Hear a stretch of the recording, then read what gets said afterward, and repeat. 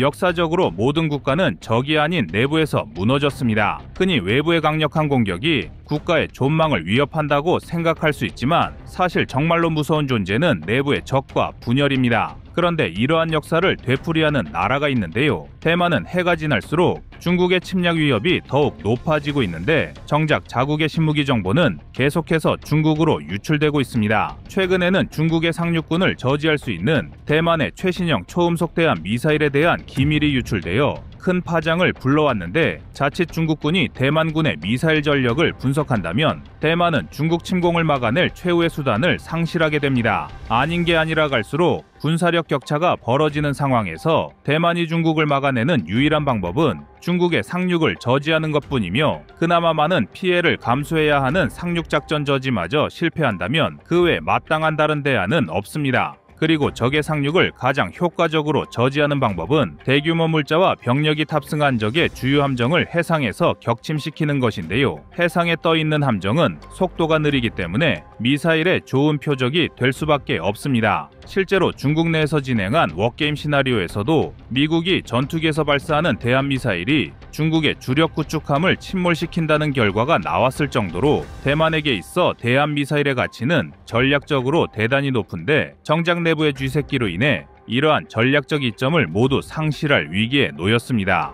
그런데 문제는 대만이 중국의 공격을 받게 되면 그 피해는 고스란히 우리 대한민국이 입게 된다는 것입니다. 중국과 대만의 전쟁이 발발하면 경제적으로 가장 많은 피해를 입는 나라는 1위가 대만이며 2위가 한국으로 예상될 정도로 우리가 받게 될 직접적인 피해는 상당할 것으로 전망됩니다. 오히려 전쟁 당사자인 중국보다 한국이 더 많은 손해를 입게 된다는 점에서 정신 못 차리는 대만의 민폐가 너무하게 느껴질 정도인데요. 내부에서 무너져 내리는 대만군의 실태는 기밀 유출에만 있는 것이 아닙니다. 대만은 자국 전력을 확충하기 위한 방위산업 측면에서도 온갖 불협화음이 터져나오고 있으며 최근 해상 승인 평가에 돌입한 하이쿤급 잠수함은 이러한 대만의 수많은 문제를 집대성한 잠수함이라 할 수 있습니다. 그래서 준비했습니다. 오늘은 안에서부터 무너지는 대만군의 실태를 분석하고 이를 통해 한국이 반면교사로 삼아야 할 점에 대해 알려드리겠습니다.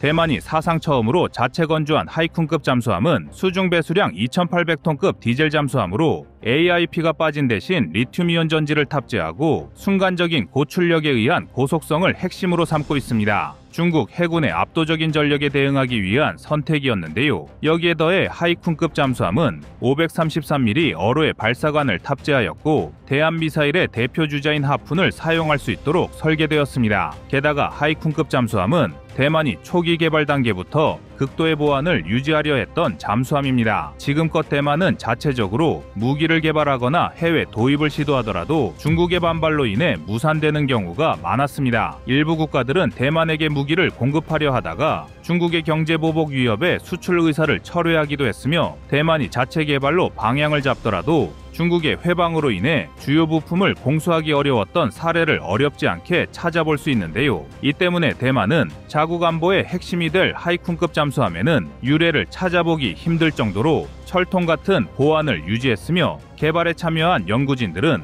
해외 출국 시 홍콩과 마카오 등을 경유하는 것도 금지되었을 정도입니다. 그러나 대만의 이러한 노력에도 불구하고 중국은 하이쿤급 잠수함 개발에 관한 기밀을 손쉽게 손에 넣었습니다. 대만군 관계자의 발언에 따르면 잠수함 입찰에서 실패한 대만 무기상이 원한을 품고 잠수함 개발 사항을 중국에 유출하면서 중국의 직간접적인 압박으로 인해 주요 장비를 도입하는 게 어려워졌으며 이 때문에 대만은 당초 계획과 달리 잠수함 건조의 차질이 발생하였습니다. 물론 무기 개발 과정에서 여러 업체가 경쟁을 하는 건 필연적이고 이 과정에서 기업 간의 다툼으로 번지는 경우가 없는 것은 아니지만 그렇다고 적성국에게 무기 개발 소식과 주요 기밀을 유출하는 건 상식적으로 말이 안 되는 이적 행위인데요. 게다가 내부의 이적 행위 이외에도 대만의 부족한 조선 기술력과 정치권의 알력 다툼도 하이쿤급 잠수함을 파행으로 몰아넣고 있습니다. 지금까지 공개된 하이쿤급 잠수함의 외형을 살펴보면 마감 처리가 미흡한 모습을 곳곳에서 확인할 수 있는데 특히 선체 상부면의 측면 소나가 위치한 곳은 마치 수년 이상 운용한 잠수함을 연상케 할 정도로 마감이 부실합니다. 오죽하면 하이쿤급 잠수함은 성능 검증을 위해 자망할 시 수압에 의해 마치 선체가 파손되는 것 같은 소음이 발생하여 공포감을 자아낸다는 후문이 들릴 정도인데요.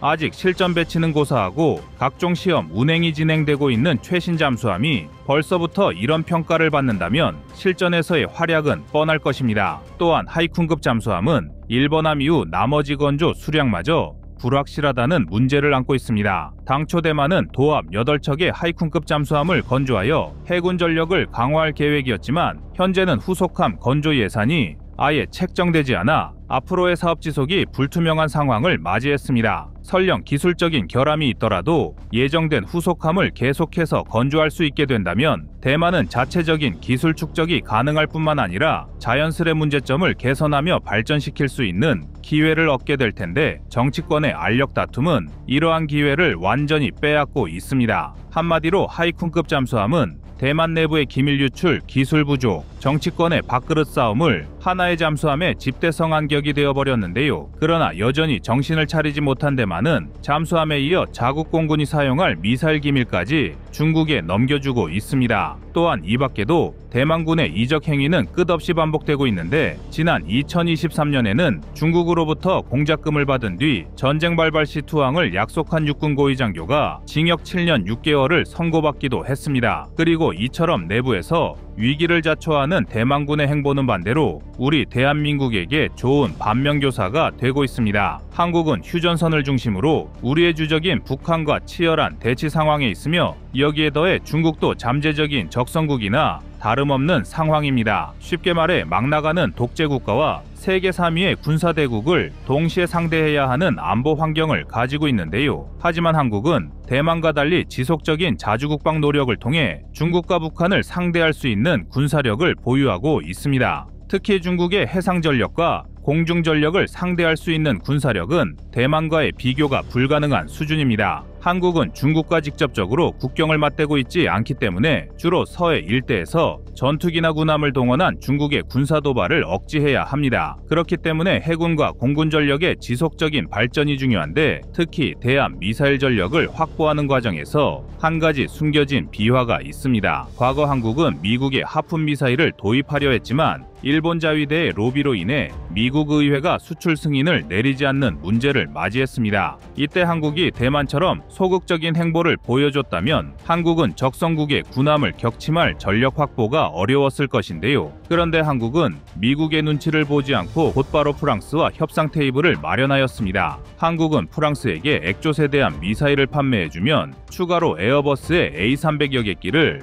함께 구매해주겠다는 빅딜을 제시했고 당시로선 아직 민항기 분야의 후발주자였던 프랑스는 한국의 과감한 제안을 받아들임으로써 한국은 액조세 대한 미사일을 확보할 수 있었습니다. 한국이란 주요 고객을 놓칠 수 없었던 미국은 뒤늦게 다급히 태도를 바꿨으며 이 덕분에 한국은 하푼 미사일까지 도입하여 자유진영의 양대 대함 미사일을 모두 보유한 나라로 거듭났는데요. 이후 한국은 자체적으로 해성 미사일까지 개발하면서 적성국 함정을 분쇄할 수 있는 군사력을 끊임없이 확보하였습니다. 중국이 다량의 해군 함정과 해상 민병대를 활용하여 해상 패권을 노리고 있다는 점을 고려할 때 한국이 보유한 대함 미사일 전력은 전략적으로 매우 큰 가치를 가지고 있는 것입니다. 또한 하이쿤급 잠수함으로 각종 문제를 일으키는 대만과 달리 한국은 3,000톤급 잠수함을 자체 기술로 개발한 나라가 되었는데요. 한국이 보유한 최신 잠수함은 AIP와 리튬 이온 전지를 모두 장착하여 전 세계의 재래식 잠수함 중에서 가장 긴 자망 시간을 확보하였으며 이를 바탕으로 중국의 항모전단을 제압할 수 있는 역량을 보유하였습니다. 하지만 이러한 전력 강화 역사를 가지고 있다고 해서 한국도 방심해서는 안 됩니다. 중국은 지속해서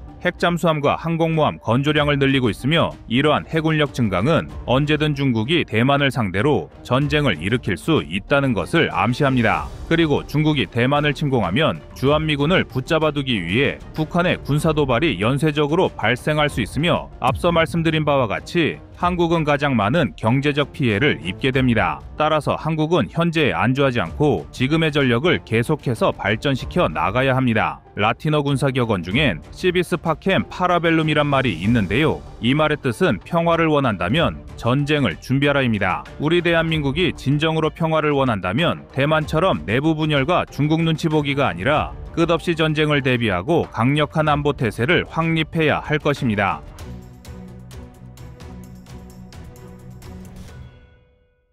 다음은 25년 3월 10일 알래스카 에너지 영상입니다. 1867년을 기점으로 러시아에서 미국으로 소유권이 넘어간 알래스카는 당시만 하더라도 미국인들에겐 비판의 대상이었습니다. 미국이 알래스카를 매입하기로 결정하자 미국 내에선 자원도 없고 온통 얼음만 가득한 황무지를 무엇 때문에 그리 비싼 값에 사느냐는 반대 여론이 터져나왔다는 사실은 이미 대중들에게도 많이 알려진 사실인데요. 그런데 1800년대의 시대상을 고려하면 러시아와 미국의 알래스카 거래는 불가피한 이유가 있었습니다. 당시 러시아는 영국과 잦은 전쟁을 치르고 있었는데 러시아 본토와 떨어진 알래스카를 영국에게서 방어할 여력이 없었습니다. 알래스카는 캐나다와 국경을 맞대고 있는데 당시에는 캐나다가 영국령이었기 때문에 영국은 상대적으로 손쉽게 알래스카로 진입할 수 있었지만 해상을 통해 알래스카로 이동해야 하는 러시아는 현실적으로 알래스카를 유지할 여력이 마땅치 않아 어차피 빼앗길 땅이라면 차라리 돈이라도 받고 팔자는 심산으로 미국에 거래를 제안했던 것입니다. 또한 미국은 자신들을 식민 지배했던 영국에 강한 적대감을 가지고 있었는데 마찬가지로 영국이 미국과 국경을 접한 캐나다 지역을 활용하여 다시 미국을 식민 지배하려는 야욕을 사전에 견제하기 위해 캐나다와 국경을 맞댄 알래스카가 필요했었는데요. 이러한 이해관계로 인해 알래스카를 매입한 미국은 훗날 엄청난 대박을 맞이했습니다. 알래스카를 거래할 당시만 하더라도 그다지 적대관계가 아니었던 미국과 러시아는 냉전 시기가 도래하면서 완벽한 적대관계가 되었고 인류 역사상 가장 치열한 군비 경쟁에 돌입했습니다. 그런데 알래스카는 지리적으로 러시아를 견제할 수 있는 최적의 요충지였는데요. 만약 소련이 알래스카를 그대로 보유하고 있었다면 알래스카는 소련군이 태평양과 북극해를 오가는 전략적 거점이 되었을 것이며 아메리카 대륙에서 지상전을 펼칠 수 있는 교두보로 활용되었을 것입니다. 반대로 미국은 알래스카를 보유함으로써 이러한 소련군의 움직임을 사전에 방지하고 태평양의 제해권을 장악하는 전략적 요충지로 활용하였습니다. 또한 자원 개발이 본격화되면서 미국은 군사적 측면에 이어 경제적 측면에서도 많은 이익을 창출할 수 있었습니다. 알래스카에서 채굴된 자원은 금, 철광석, 석탄, 석유 등 종류와 매장량 모두 풍부하여 미국의 주요 산업을 성장시키는 중요한 동력권이 되었는데요. 알래스카의 자원 매장량이 워낙 풍부했던 탓에 러시아가 알래스카를 그대로 보유하고 있었다면 자국 본토에서 생산 중인 천연가스와 석유에 더하여 알래스카 자원까지 더해져 중동을 뒤흔들 수준의 자원 강국이 되었을 것이란 전망도 존재할 정도입니다. 그런데 최근 들어 이 알래스카를 중심으로 한미일의 협력이 더욱 강화될 조짐이 포착되어 많은 사람들의 관심을 끌고 있습니다. 트럼프 미 대통령이 각별히 신경 쓰고 있는 알래스카 가스 개발 사업에 한미일이 공동 개발 형태로 참여하는 방안이 언급되고 있는 것입니다. 미국은 자신들의 에너지 산업을 재건하기 위한 방안 중 하나로 알래스카의 천연가스 개발 제한을 해제하는 행정명령을 시행하였습니다. 그러면서 미국은 알래스카 북부에서 생산된 천연가스를 송유관으로 앵커리지 인근의 부동항인 니키스키까지 이동 후 액화한 뒤 전 세계 수요지로 수출하는 대규모 사업을 구상하고 있는데 초기 추산으로만 최소 64조 원 이상의 막대한 예산이 투입될 것으로 예상됩니다. 여기에 필요한 송유관의 길이만 약 1300km이며 액화터미널 등의 각종 인프라를 건설해야 하기 때문에 미국 혼자서 손쉽게 감당할 수 있는 사업은 절대 아닌데요. 이에 미국은 한국을 비롯하여 일본 등 여러 나라가 적극적으로 해당 사업에 참여해 주기를 요구하고 있습니다. 아닌 게 아니라 한국과 일본은 중국에 이어 전 세계에서 가장 많은 액화 천연가스를 소비하는 나라입니다. 즉 미국은 천연가스가 많이 필요한 주요 동맹국이 사업 건설 단계부터 참여하여 자국의 예산 부담을 줄여주기를 원하고 있으며, 한국은 해당 사업을 통해 안정적인 자원 공급원을 마련함으로써 에너지 안보 분야를 더욱 강화할 수 있을 것이란 전망이 함께 제기되고 있습니다. 현재 일본은 한국보다 한 발 앞서 미일 정상회담을 통해 적극적으로 참여 의사를 밝힌 상황입니다. 트럼프가 철저한 미국 우선주의를 내세우며 주변 국가들을 두들기고 있는 상황에서 에너지 개발을 빌미로 미국과의 관계를 더욱 탄탄하게 다지겠다는 것이 일본의 보관인데요. 이 때문에 국내에서도 미국의 사업 참여 제안을 더욱 적극적으로 검토해야 한다는 주장이 점차 커지고 있습니다. 또한 알래스카 가스 개발을 통해 한국이 얻을 수 있는 이익은 에너지 산업에만 국한되지 않을 수도 있습니다. 송유관이나 액화터미널 등을 건설하는 과정에서 추가로 철강이나 건설 분야의 한국 기업이 미국에 진출할 수 있는 발판이 마련될 수도 있으며, 북극해 일대라는 사업지 특성상 한국이 세계적인 기술력을 보유한 쇠빙 LNG선의 투입 가능성도 높아 관련 분야의 기업들도 연달아 이익을 얻을 수 있을 전망인데요. 이 밖에도 군사 안보 분야에서 얻을 수 있는 전략적 효과와 이점도 상당합니다. 우선 에너지 안보 측면에서 한국의 단점을 보강할 수 있는 중요한 계기가 될 수 있습니다. 한국은 뛰어난 기술력을 가진 나라지만 반대로 자원 측면에서는 상당한 어려움을 가지고 있습니다. 조금이라도 에너지 공급망이 흔들린다면 국가의 안보와 경제가 심각한 타격을 받을 위험이 내재되어 있는데요. 군사 측면에서 에너지 안보가 흔들린 사례는 전 세계적으로 흔하게 찾아볼 수 있습니다. 일례로 중동 지역에서 발생한 다수의 중동 전쟁과 걸프 전쟁 등은 국제사회 석유 공급망을 크게 위협했으며,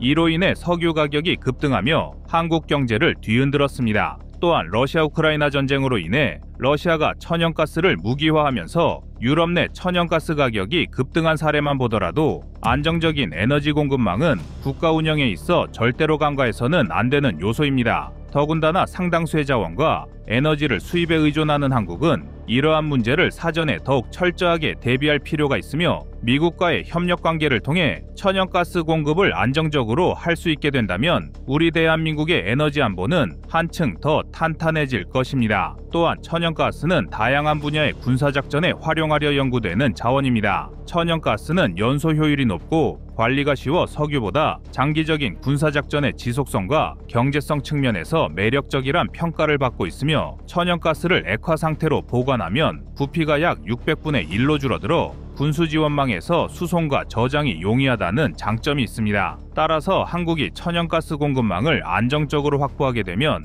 에너지 안보를 강화하여 산업 등을 보호함과 동시에 군사 분야에서 활용 가능한 자원을 추가로 보유할 수 있게 된다는 전략적 이익을 얻게 된다는 뜻입니다. 게다가 미국과의 협력을 강화할 수 있다는 것은 중국의 팽창 경쟁이 더욱 가속화되는 시점에서 그 자체만으로도 우리 대한민국에 많은 도움이 된다고 할 수 있는데요. 중국은 미국과의 패권 경쟁을 핑계로 인도태평양 지역의 안보를 크게 위협하고 있습니다. 그러나 군사적 측면에서 한국보다 훨씬 더 많은 병력과 무기를 가진 중국을 대한민국이 단독으로 막아내는 것은 현실적으로 쉽지 않으며 주변국과의 협력 관계는 필수적입니다. 그리고 우리의 가장 강력한 동맹인 미국과 정치, 외교적으로 협력 관계를 증대한다는 것은 결국 자연스럽게 군사 분야에서의 협력 증대까지 수월해진다는 것을 의미합니다. 다만 알래스카 가스 개발을 두고 일각에선 조금 더 전략적인 접근과 검토가 필요하다며 지나친 낙관론을 경계하고 있습니다. 극지방의 특성상 기상 상황 등 특정 조건에선 제대로 된 공사를 진행하기 어렵고, 지나치게 막대한 예상 비용은 가스 채굴의 경제성을 떨어뜨릴 수 있으며, 미국의 주요 에너지 업체들도 철수한 전례가 있어 신중한 검토가 필요한 것도 사실인데요.